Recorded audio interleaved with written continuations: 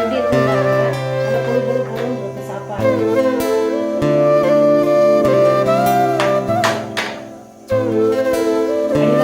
Hello friends, welcome to Rustica kitchen. இன்றைக்கி நம்ம கிச்சனில் வந்து ஒரு தக்காளி சாதம் தான் பண்ண போகிறோம். தக்காளி சாதம் வந்து ரொம்ப வேகமாக சீக்கிரமாக பண்ணிடலாம். அரிசி வந்து நம்ம சாப்பாட்டு அரிசி வீட்டில் இருக்கக்கூடிய புழுங்கல் அரிசி தான் எடுத்துருக்குறோம். அதுக்கு வந்து 1 கப் ரைஸ் எடுத்தோம்னா 4 தக்காளி பழம் எடுத்துருக்குறோம். பெரிய வெங்காயம் வந்து ஒரு 2 வெங்காயம் பொடியாக கட் பண்ணி வச்சுருக்குறோம். பச்சை பட்டாணி வந்து ஒரு 1/4 டம்ளர் எடுத்துருக்குறோம். நமக்கு தேவைப்பட்டால் சேர்த்துக்கங்க, இல்லைன்னா தேவையில்லை.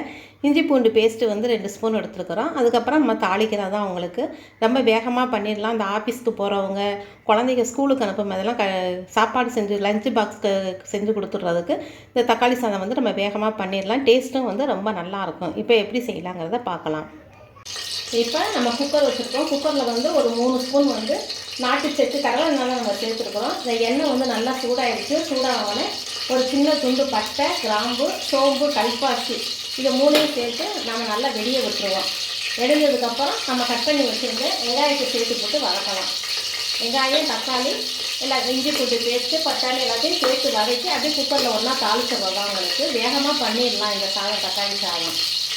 நல்லா வெடிஞ்சிருச்சு. வெடிஞ்சோடனே நம்ம கட் பண்ணி வச்சுருந்தேன் வெங்காயம், ஒரு 2 வெங்காயம் பொடியாக கட் பண்ணி வச்சுருக்கோம். இதையும் சேர்த்து வதக்கிடலாம்.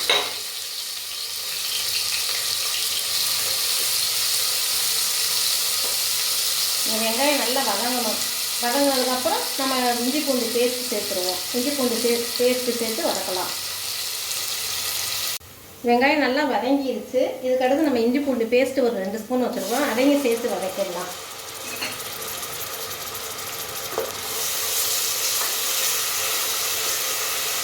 அந்த பச்சை ஸ்மெல் போகிற வரைக்கும் வதக்குவோம். இந்த பச்சை ஸ்மெல் போனதுக்கப்புறம் நம்ம கட் பண்ணி வச்சுருந்தா தக்காளி பழத்தையும் சேர்த்து வதக்கிடலாம்.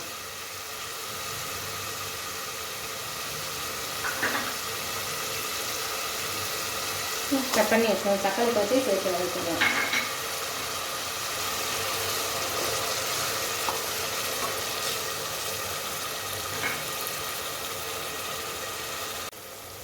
இப்போ வெங்காயம் தக்காளி நல்லா வதங்கிடுச்சு. நம்ம வந்து மிளகாப்பொடி வந்து ஒரு 1/4 ஸ்பூன் மிளகாப்பொடியும், வீட்டில் அரைச்ச குழம்பு மிளகாப்பொடி தான், மஞ்சப்பொடி சேர்த்து வதக்கிடுவோம். மஞ்சப்பொடி, உப்பும் அதை சேர்த்துக்கிடுவோம். இந்த தக்காளி சாதத்துக்கு தேவையான அளவு உப்பும் சேர்த்து நம்ம அப்படியே வதக்கலாம். கொஞ்சம் எண்ணெய் பிரிகிற அளவுக்கு நம்ம வதக்கணும். உப்பும் சேர்த்துக்கிடுவோம்.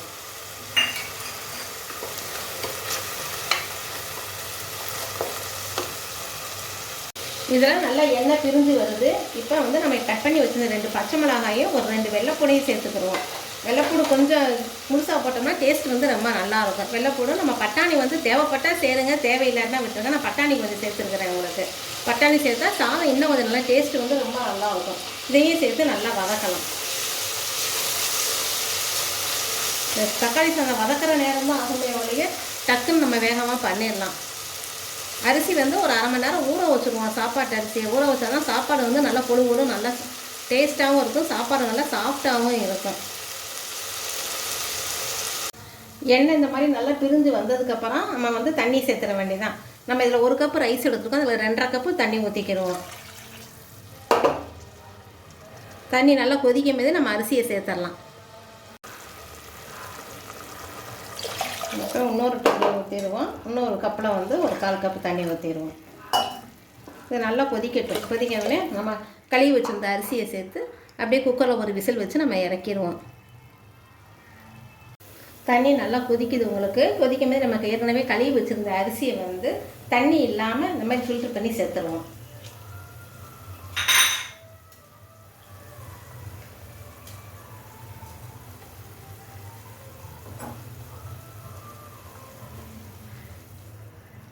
தண்ணி சேர்த்துட்டு அப்படியே ஒரு மூடி வச்சு ஒரு 5 நிமிஷம் கொதிக்க விடுவோம்.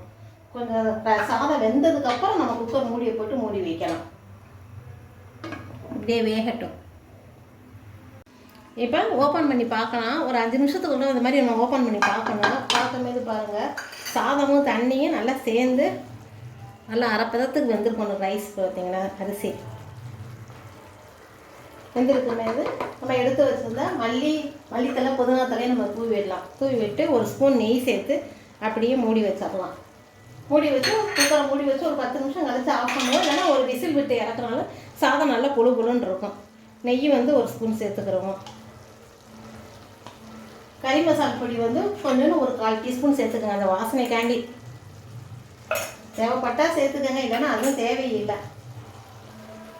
அப்படியே கிண்டி வச்சு மூடி வச்சிடலாம். ரொம்ப வேகமாக பண்ணிடலாம். உங்களுக்கு இதுக்கு ஒரு ரைத்தா வச்சு சாப்பிட்லாம். டேஸ்ட்டு வந்து ரொம்ப நல்லாயிருக்கும்.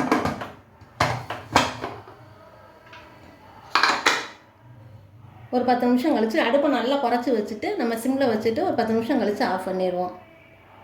இப்போ நம்ம குக்கரை ஓப்பன் பண்ணி பார்க்கலாம். கொஞ்சம் விசில் அடங்க விடுறோம். பாருங்கள், நல்லா சாதம் வந்து நல்லா வெந்துருக்குது. எப்படி இருக்குன்னு பாருங்கள். நல்லா பொழுன்னு இருக்குது சாப்பாடு.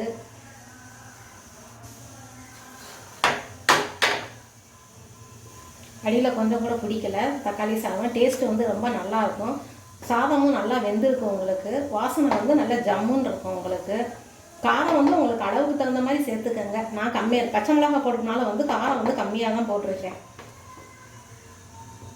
எப்படி இருக்குன்னு செஞ்சு பாருங்கள். இப்போ கேரட் தயிர் பச்சடி செய்கிறதுக்கு வந்து நம்ம கேரட் வந்து ஒரு கேரட் துருவி எடுத்துருக்குறோம். பெரிய வெங்காயம் வந்து ஒரு பாதி வெங்காயம் எடுத்துருக்குறோம். பச்சை மிளகாய் வந்து சும்மா ஒரு 2 பிஞ்சு மட்டும் எடுத்துருக்குறோம். தயிர் வந்து 1 கப்பு தயிர் எடுத்துருக்குறோம். மல்லித்தலை வந்து கொஞ்சம் எடுத்துருக்குறோம். இப்போ வந்து கொஞ்சம் வந்து நம்ம தயிர் ஒரு 2 ஸ்பூன் தயிரை விட்டு நல்லா இப்படி கெட்டி இல்லாமல் ரிஸ்க் வச்சு நல்லா அடிச்சுக்கிடுவோம். உங்களுக்கு அடித்ததுக்கு அப்புறமேலு நல்லா இப்படி நல்லா முறை வர மாதிரி அடிச்சுக்கிடுவோம். அடிச்சுக்கணும். தயிர் பச்சடி வந்து ரொம்ப டேஸ்ட்டு வந்து ரொம்ப நல்லாயிருக்கும். அடிச்சுட்டு இதில் வந்து நம்ம சேர்த்துருந்த கேரட்டை சேர்த்துக்கிடுவோம். கேரட்டு, வெங்காயம், பச்சை மிளகாய், இந்த சேலட்டுக்கு தேவையான அளவு உப்பும் சேர்த்துக்கிடுவோம்.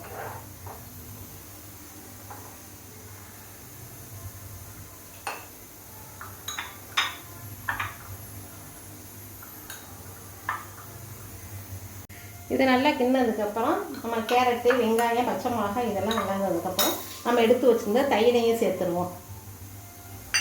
சேர்த்து மல்லித்தலையும் தூவி இறக்கி வச்சுருவோம். இந்த கேரட் ரைத்தா வந்து டேஸ்ட்டு வந்து ரொம்ப நல்லாயிருக்கும். தக்காளி சாதம், பிரியாணி நம்ம எல்லாத்துக்குமே இது வந்து செஞ்சு கொடுக்கலாம். குழந்தைங்க நல்லா விரும்பி சாப்பிடுவாங்க. இந்த வெயில் நேரத்தில் வந்து இந்த ரைத்தா பண்ணி கொடுங்க. சப்பாத்தி எல்லாத்துக்குமே குழந்தைங்க வந்து விரும்பி சாப்பிடுவாங்க.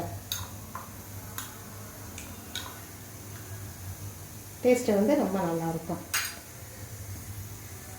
தக்காளி சாதம் நம்ம வீட்டில் இருக்கக்கூடிய பொருளை வச்சு ரொம்ப ஈஸியான முறையில் தான் நம்ம பண்ணியிருக்கோம். செஞ்சு பாருங்கள். எப்படி இருக்குன்னு உங்கள் கருத்துக்களை கமெண்ட் பாக்ஸில் தெரியப்படுத்துங்க. இங்கே பாருங்கள், சாதம் எடுத்தோம்னா பாருங்கள், சாதம் நல்லா புழுன்னு நல்லா உதிரியாக உங்களுக்கு இருக்கும். வந்து பிரியாணியை காட்டில் ரொம்ப டேஸ்ட்டு வந்து ரொம்ப நல்லாயிருக்கும். தக்காளி சாதத்தோடு அந்த தயிர் வெங்காயம் சேர்த்து சாப்பிட்டோம்னா டேஸ்ட்டு வந்து ரொம்ப நல்லாயிருக்கும். உங்களுக்கு இதுக்கு வந்து நான் பன்னீர் 65 வச்சுருந்தேன். வச்சு செஞ்சு சாப்பிட்டு பாருங்கள். உங்கள் கருத்துக்களை கமெண்ட் பாக்ஸில் தெரியப்படுத்துங்க. சஷ்டியா கிச்சனை உங்களுக்கு பிடிச்சிருந்தா லைக் பண்ணுங்கள், ஷேர் பண்ணுங்கள், சப்ஸ்கிரைப் பண்ணுங்கள். Okay, by.